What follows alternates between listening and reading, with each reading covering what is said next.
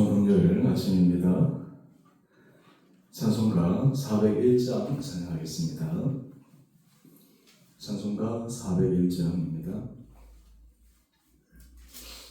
주의 곁에 있을 때 마음이 든든하오니 주여 내가 살 동안 인도하여 주소서.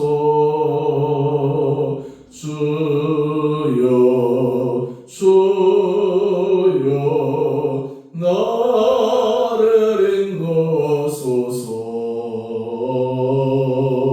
빠른 세상 살 동안 주여 인도하소서.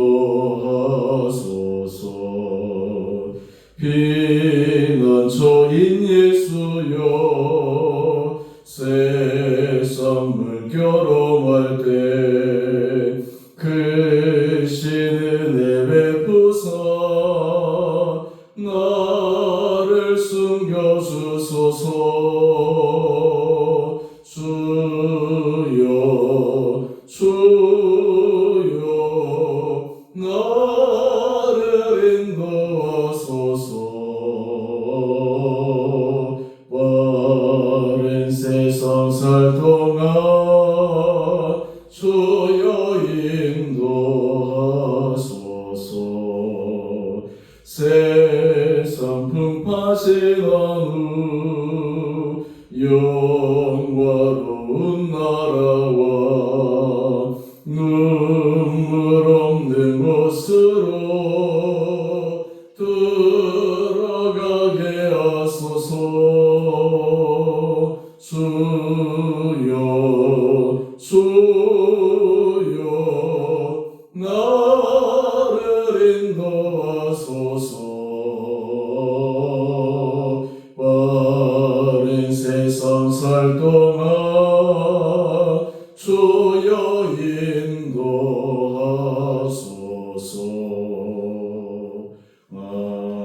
아멘. 오늘 함께 묵상하실 말씀 스가랴 9장 9절에서 17절까지입니다. 시온에 따라 크게 기뻐할지어다. 예루살렘에 따라 즐거이 부를지어다.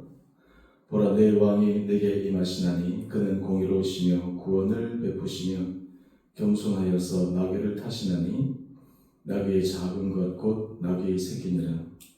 내가 에브라임의 병거와 예루살렘의 말을 끊겠고 전쟁하는 활도 끊으리니 그가 이방 사람에게 화평을 전할 것이요 그의 통치는 바다에서 바다까지 이르고 유브라데 강에서 땅끝까지 이르리라.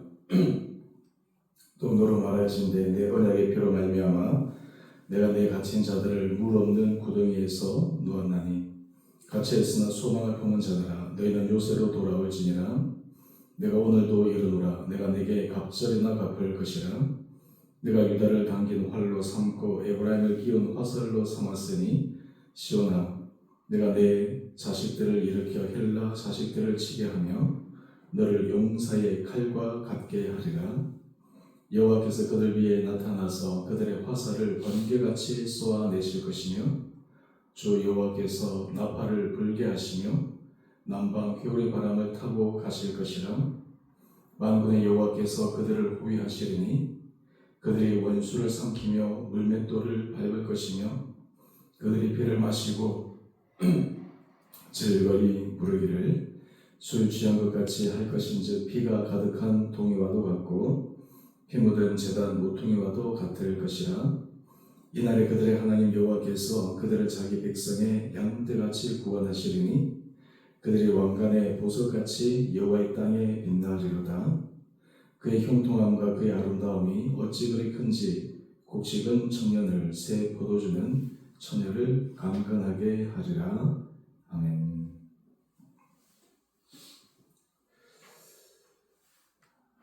오늘 하나님께서 스가랴 선지자를 통해서 이스라엘 백성들을 기이한 회복을 통해 구원하시고 또 이후에 하나님께서 구체적으로 이스라엘 백성들을 어떻게 그들을 영광스러운 자리로 이끄시는가에 대한 예언의 말씀을 주고 계십니다.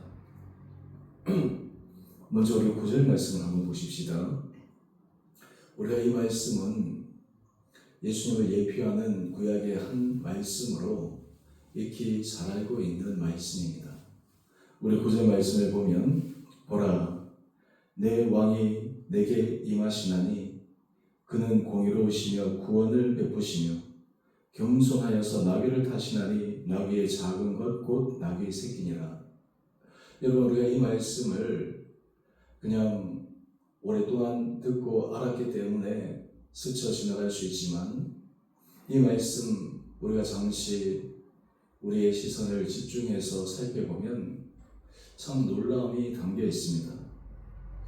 예수님에 대한 예표로서 내 왕이 임하신다 말씀하고 있습니다. 여러분들이 영화에서나 또 아니면 기록으로 당시 왕의 행렬 이런 것들을 잘 아실 것입니다. 우리나라에도 조선시대 그 시대상의 사극들이 우리에게 익숙하여져 있습니다. 왕이 행차할 때, 왕이 나갈 때 그냥 초라하지 않습니다. 화려합니다.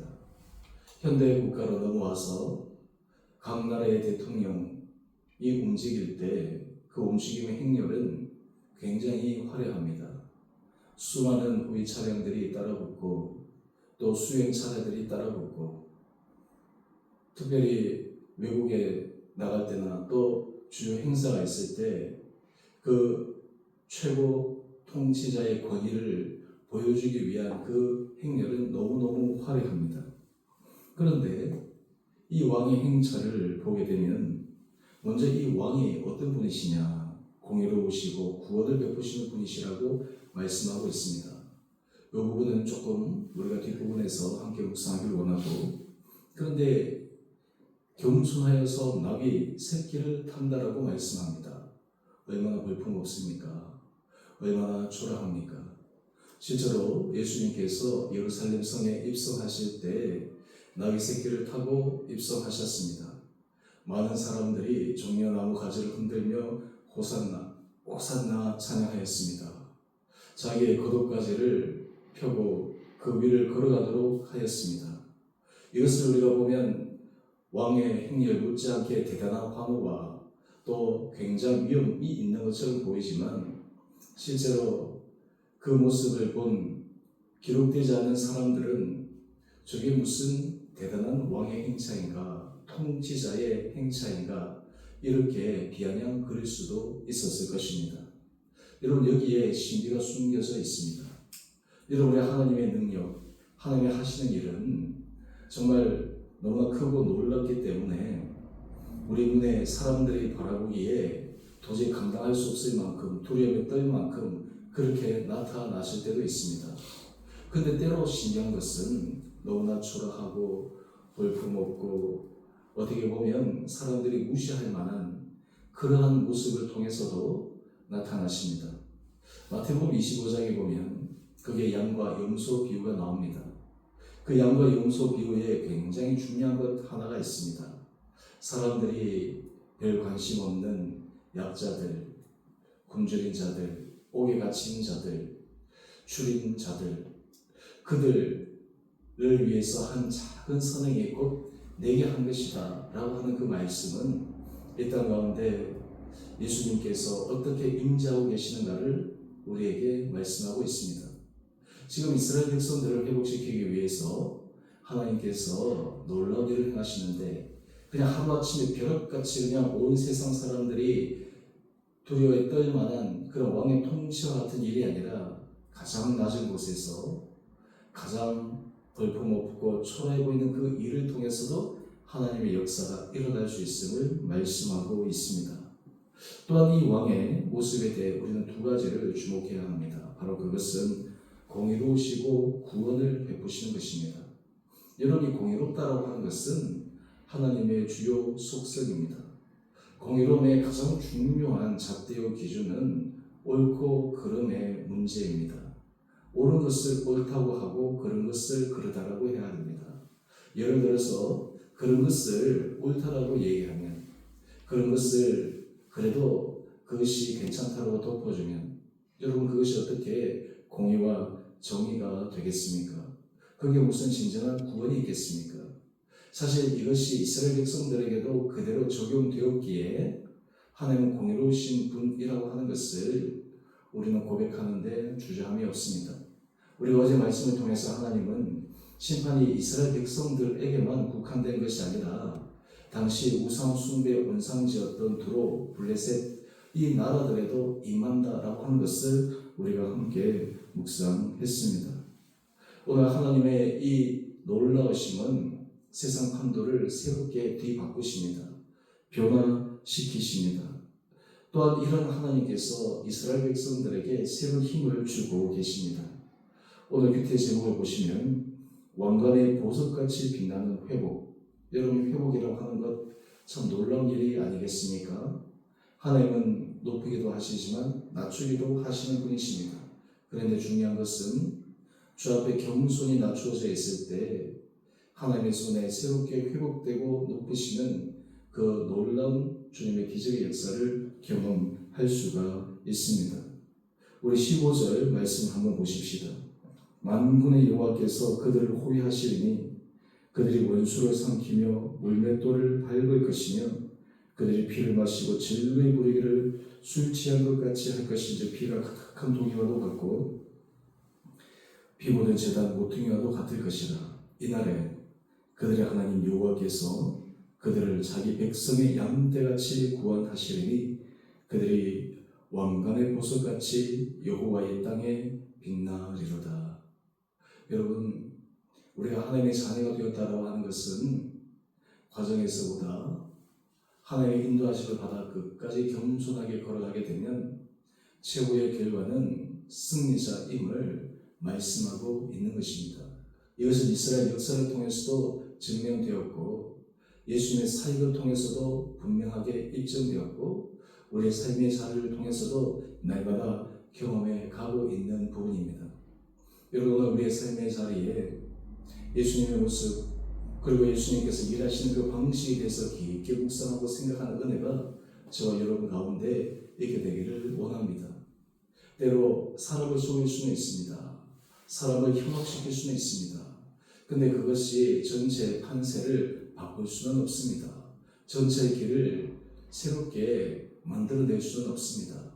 공의로우신 분, 정의로우신 분, 그 하나님 앞에 겸손한 길을 걸어갈 때 하나님은 놀라운 은혜의 열매를 부어주실 것이라 말씀합니다. 여러분 우리 묵상 에세이 한 페이지 넘겨보시면 거기 에세이의 제목을 한번 보십시다. 상처를 치유하는 위대한 약속. 사람에게 상처는 고통스러운 것입니다. 괴로운 것입니다. 그런데 이 상처를 통해서 우리 안의 내용들을 제가 읽지 않겠지만 이 상처를 통해서 우리는 하나님의 주신 은혜 복을 새롭게 느낍니다. 작은 것, 대수롭지 않다라고 생각했던 것이 얼마나 귀한 것인가를 깨닫게 됩니다. 더 중요한 것은 상처와 상실을 통해서 하나님의 존재, 하나님의 하나님 되심을 깨달을 수 있게 됩니다. 오늘 여러분의 삶의 자리에 구원자 예수 그리스도 우리 삶을 회복시켜주고 빛나는 오늘 퀴트 제목처럼 왕관의 보석같이 놀랍게 변화시키시는 주님의 은혜를 믿고 오늘 믿음 안에 걸어가는 귀한 이 하루 될 수 있게 되기를 원합니다. 우리가 하나님의 손에 붙들림 바 될 때 그때 우리는 하나님의 손에 의해 높여지고 하나님의 손에 구원받고 하나님의 손에 이 땅 가운데서 하나님의 되심을 증거하는 데 쓰임받는 귀한 통로가 되리라 믿습니다. 이런 은혜를 우리 가운데 주셔서 오늘도 두려움 없이 담대함으로 또한 지혜를 구하며 예수님께서 보여주신 그 겸손한 길을 통해 주님의 선한 길을 믿고 힘있게 걸어가는 복된 하루 될 수 있게 되기를 주님의 이름으로 축원드립니다. 함께 기도하겠습니다. 사랑의 주님 감사합니다. 오늘 이 아침 말씀을 통해 구원자 하나님 특별히 예수님의 예표의 모습을 묵상하며 하나님이 일하시는 방식에 대해서 다시 한번 묵상합니다.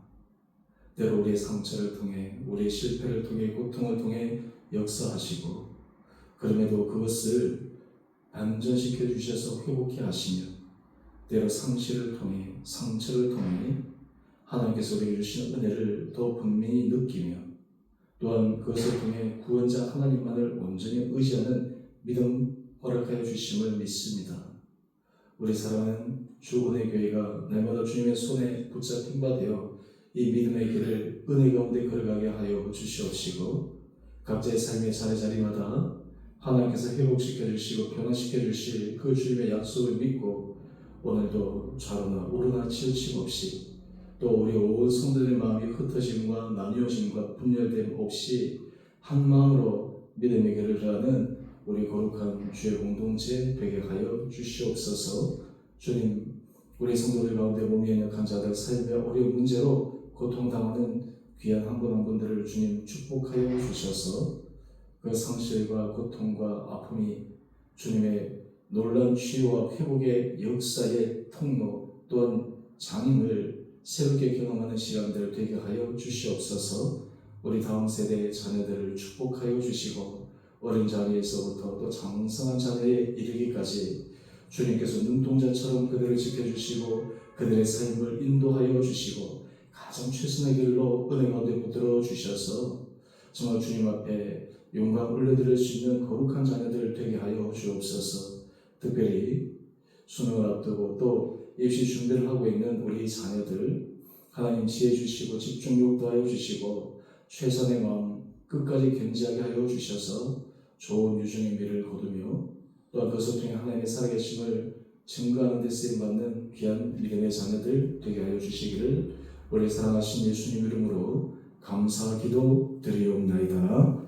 아멘. 하늘에 계신 우리 아버지 이름을 거룩하게 하시며 아버지 나라가 오게 하시며 아버지의 뜻이 하늘에서와 같이 땅에서도 이루어지게 하소서.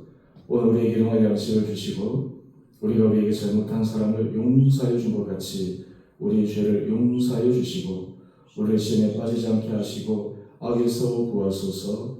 나라와 권능과 영광이 아버지의 것입니다. 아멘. 오늘도 믿음 안에서 승리하시는 복된 하루 되시기를 바랍니다.